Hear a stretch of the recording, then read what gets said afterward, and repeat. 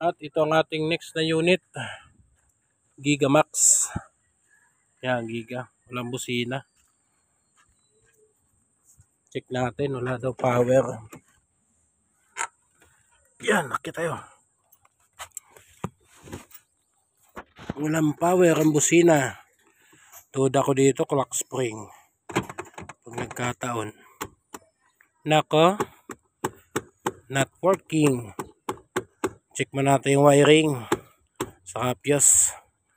Balikan ko kayo mamaya kung ano naging sira. Bulat ang fuse. Ha? Bulat ang fuse. Bulat ang fuse, no? Nagtiring na ako, Ito tayo sa baba. Isira niyo mga idol, no? Wala na. Pumaskas dito. Sa computer. Kaya sabi niya, sa isuso. Putol yung wire.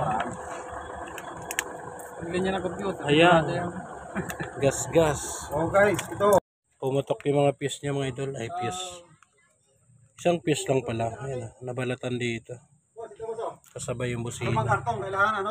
Nga, sira na yung magnetic mga idol. Tinugtong lang natin. Wala tayong panghinang eh. Ay medyo ba? Magnetic eh. Ayan o.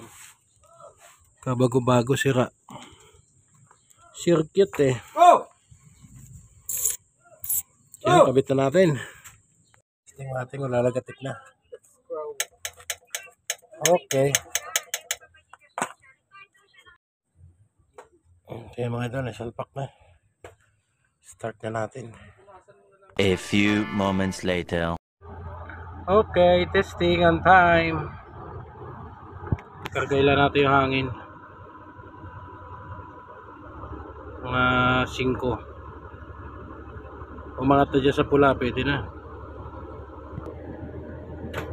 Fully airbag to. Pwedeng manual, pwedeng matic. Giga. Ayan.